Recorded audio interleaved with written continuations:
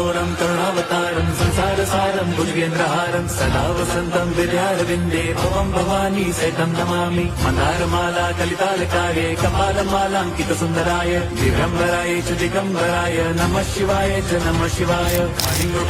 वंदित डोळ्यान पाहिन रूप तुझे प्रेमे अलिंगिन आनंदी पूजिन भावे ओवाळीन म्हणे नमः त्वमेव माता पिता त्वमेव बंधुश्च सखा त्वमेव